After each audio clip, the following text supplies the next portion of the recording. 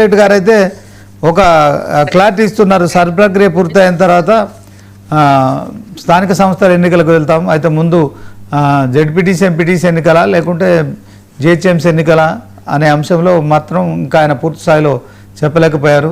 So ఓవరాల్గా కాంగ్రెస్ పార్టీలో ఎలాంటి సమస్యలు లేవు, అంతర్గత విభేదాలు లేవు అని కూడా చెప్పడం. సో ఏం చూస్తారు, ఎలా చెప్తారు? సార్, మీకు ప్యానల్ పెద్దలకు నమస్కారం. యాక్చువల్గా 3-4 నెలల క్రితం జరగాల్సిన ఎలక్షన్స్ సర్ ప్రక్రియ కారణంగా కొంతవరకు డిలే అయిన విషయం అయితే వాస్తవం. బట్ అది అక్టోబర్లో ఏదైతే ప్రొసీడింగ్స్ వచ్చేస్తాయో, అంటే సర్ ప్రాసెస్ సంబంధించిన ఫైనల్ డ్రాఫ్టింగ్ ఏదైతే వచ్చేస్తుందో అది వచ్చిన తర్వాత మున్సిపల్ ఎలక్షన్స్, అదేవిధంగా ఎంపీటీసీ జెడ్పీటీసీ ఎలక్షన్ జరగాల్సిన అవసరం ఉంది. అది పెట్టాల్సిన ఆవశ్యకత ఉంది. కాబట్టి దాని మీద రాష్ట్ర ప్రభుత్వం ఇప్పటికే కసరత్తు చేస్తున్నాం.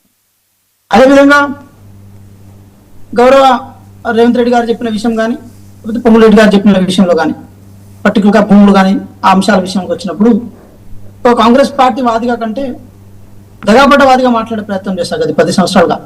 We are belongs to the tribal community. So ఏం కోల్పోయినాం మేము 10 సంవత్సరాలు, అది ఇళ్ల రూపంలో కానీ, భూముల రూపంలో కానీ, లేకపోతే మిగతా చదువుల రూపంలో కానీ ఏం కోల్పోయామనే విషయం మీద మాత్రమే నేను మాట్లాడే ప్రయత్నం చేస్తాను. పొంగులేటి శ్రీనివాసరెడ్డి గారి విషయానికి వచ్చినప్పుడు సార్, చాలా కుండ బద్దలు కొట్టినట్టు నేను చెప్పగలుగుతా ఒక విషయాన్ని. సరే, ప్రతిపక్షాలు ఏది వారిని టార్గెట్ చేస్తేనే రాజకీయంగా ఏదో లబ్ధి పొందుదాం అనుకుంటే ఎట్లా ఏదో ఒక రకంగా టార్గెట్ చేసే ప్రయత్నం చేస్తాయి. కానీ ఈ రాష్ట్రంలో చాలా ప్రౌడ్గా చెప్పుకునే మూమెంట్ ఏంటంటే సార్, డబుల్ బెడ్రూమ్ ఇల్లు లేని ఊర్లను నేను 100లో చూపించగలిగితే, ఇంద్రమ్మ ఇల్లు లేని ఊర్లను ఒక్కటి కూడా మనం చూపించలేము సార్. అంత పకడ్బందీగా ఒక పథకాన్ని మనం ముందుకు తీసుకెళ్ళగలుగుతున్నాం. అదేవిధంగా ఈ రాష్ట్రంలో భూములు చూడండి ఒకసారి, భూదాన భూములు కానీ, అసైన్మెంట్ భూములు కానీ, దేవుని మాన్యాలు కానీ, మిగతా ఏదైనా సరే ఆ భూముల విషయంలో పర్టికులర్గా గతంలో యూనివర్సిటీల పేరుతో ప్రభుత్వం ఎట్లా పడితే వాటిని అట్లా పట్టాలు చేసుకున్న సందర్భాలు ఉండే. ఒక లాయర్గా దానికి సంబంధించిన సాక్ష్యాలు కూడా నా దగ్గర ఉన్నాయి. రంగారెడ్డి, సంగారెడ్డి, మేడ్చల్ లాంటి ప్రాంతాల్లో కేసీఆర్ గారికి అనుకూలమైన కన్ఫర్డ్ ఐఏఎస్ అందరినీ పెట్టుకొని వాళ్ళకి అనుకూలంగా ఎట్లా మార్చుకున్నారు, ఆ భూములను ఎట్లా రిజిస్ట్రేషన్ చేసుకున్నారు, అదే ఐఏఎస్లు ఈరోజు ఎంతకు 5,000 కోట్లకు పడగలుగుతారనే అంశం మీద ఒక చర్చనాత్మకమైన అంశం ఉండే. ధరణి అంటే కేవలం పేద బడుగు బలహీన వర్గాలు మాత్రమే లాస్ అవడం కాదు సార్. ప్రభుత్వ భూములు చాలా వరకు అన్యాకృతమైనవి.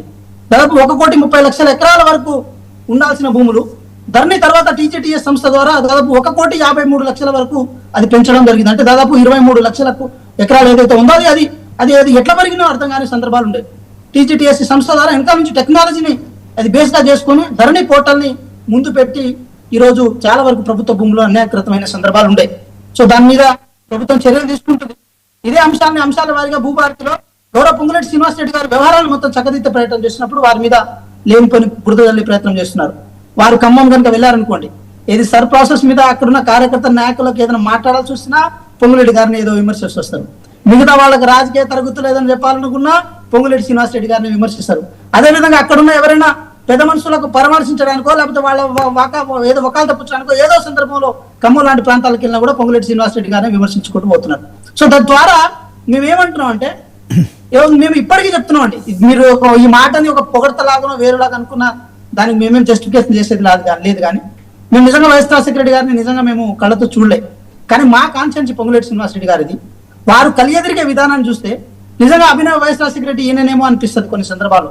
ప్రతి సందర్భానికి, పెళ్లికి, పేరెంటాలకి, చావులకి, మంచులకు, చెడులకి, ఇళ్ల కాడ ప్రతి చోట ప్రతి సందర్భంలో వాళ్ళు ప్రతి ఊరికి సుపరిచితమైన అవకాశాలు ఉంటాయి. అంటే ఇలాంటి వ్యవహార శైలిని, ఇలాంటి పరిపాలన దక్షతను ఈ ప్రభుత్వం అందిస్తున్న సందర్భంలో బీఆర్ఎస్ పార్టీ వాళ్ళ లోపాల మీద కంటే ఈ అధికారంలోకి ఎట్లా రావాలి, కోల్పోయినాం కదా, మరి దాన్ని ఎట్లా రిజిస్టర్ చేసుకోవాలి, మన నుంచి పవర్ పోయింది, మనం చేసిన ఏదైతే దుర్మార్గాలు ఉన్నాయో, అన్యాయాలు ఉన్నాయో, మళ్ళీ వాటిని ఎట్లా ఇది చేయాలి, రీసఫల్ ఎట్లా చేయాలనే అంశం మీదనే కాన్సన్ట్రేట్ చేస్తున్నారు సార్. ఒక మాట మీరు చెప్పారు ఇంట్రడక్షన్ లో, హైడ్రా అనే అంశం మీద.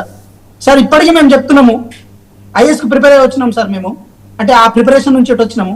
ఒక సస్టైనబుల్ ఎన్విరాన్మెంట్ క్రియేట్ చేయడం కోసం వాటర్ అనేది ఆ రిసోర్స్ ఎంత బాగా పనిచేస్తుంది అనేది మాకు తెలుసు సార్. కేసీఆర్ గారు మిషన్ కాకతీయ తెచ్చినప్పుడు సంపూర్ణంగా పార్టీలకు అతీతంగా ఆ రోజు మద్దతు ఇచ్చినాం. అదేవిధంగా హైడ్రా కూడా అలాంటిదే సార్. మిషన్ కాకతీయకి అప్డేట్ వర్షను. మిషన్ కాకతీయలో కేవలం రూరల్ చెరువును మాత్రమే బాగా చేద్దామని అనుకుంటే, ఏది హైడ్రా ద్వారా అర్బన్ లో ఉన్న చెరువులు ఏదైతే ఉందో బోర్ నీళ్ళకు కానీ లేకపోతే మిగతా అంశాలు కానీ ప్రధాన సోర్స్ గా ఉన్న చెరువులను కాపాడాల్సిన బాధ్యత ఈ ప్రభుత్వానికి ఉంటుంది. కానీ దానికి ఎన్ఫోర్స్మెంట్ వేరియంటస్ లో తీసుకెళ్ళడం, ఒక పాలసీ మేకింగ్ లో భాగంగా ఎప్పుడైతే ఎన్ఫోర్స్మెంట్ ఓరియంటేషన్ లో అంశం పోతుందో ఆటోమేటిక్ గా జనాల్లో భయం ఉంటుంది సార్. శ్రీనివాస్ గారు ఇప్పుడు నేను చెప్తున్నా, హైదరాబాద్ లో ఏ చెరువు పక్కన ఏ ఫ్లాట్ కొనాలన్నా కూడా అది ఎన్ఓసీల పేరుతోనో లేకపోతే ఏది నోటరీల పేరుతో కొనాలంటే మాత్రం జనాలు తప్పకుండా ఆలోచిస్తున్నారు. అంటే ఈ తెలంగాణ రాష్ట్రంలో ఈ హైదరాబాద్ లో నీటి వనరుల మీద, నీళ్ల మీద, చెరువుల మీద, అదేవిధంగా నాలాల మీద ప్రజలకు ఒక కాన్షియస్ ఏర్పడింది. అది బిల్డ్ చేయడంలో ఈ ప్రభుత్వం ఎంతవరకు కష్టపడ్డది. ఎస్, నిందల పాలైనాం, మేము నిందల పాలైనాం, అవమానాల పాలైనాం, ఇబ్బందుల పాలైనాం, కోట్ల చుట్టూ తిరుగుతాం, కాదని అంటలేం. కానీ ఒక మార్పు అనేది కావాలంటే కాంప్రమైజ్ కావద్దు. గతంలో కేసీఆర్ గారు కూడా చెప్పుంటా కదా, ఏది నిర్దాక్షిణ్యంగా కొట్టాడని అన్నారు. అసెంబ్లీ వేదిక గౌరవ ముఖ్యమంత్రి గారు ఆ విషయాన్ని ప్రస్తావించారు. కేటీఆర్ గారు కూడా చాలా, అంటే ఆయన అర్బన్ అండ్ మున్సిపల్ సంబంధించిన శాఖ మంత్రిగా ఉన్నప్పుడు నిర్దాక్షిణ్యంగా కొట్టేమని అన్నారు కదా.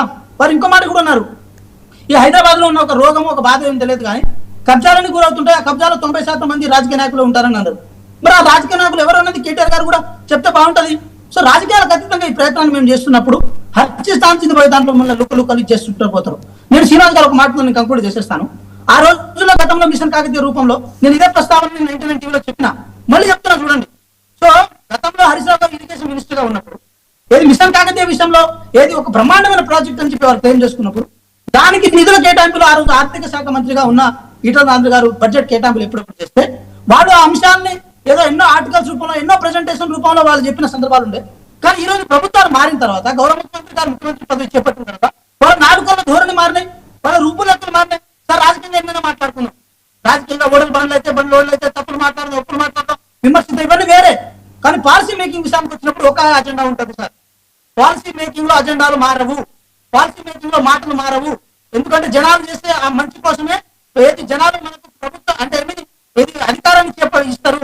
సో అధికారంలో ఉన్న తర్వాత ఒక విధంగా, అధికారం పోయిన తర్వాత ఒక విధంగా మాట్లాడడం ఏదో ఉంటో మన పాలసీ మేకింగ్ లో లేదని అనుకోవాలి. రాజకీయంగా మేము ఏదైనా అవ్వచ్చు సార్, మేము ఉంటామో ఇదో, అది ఎవరి సెకండరీ ప్రాసెస్. బట్ విషయం ఏంటి సార్, విషయం ఏంటి, ఈ రాష్ట్రంలో మేము చేసిన పనులు అది ఏది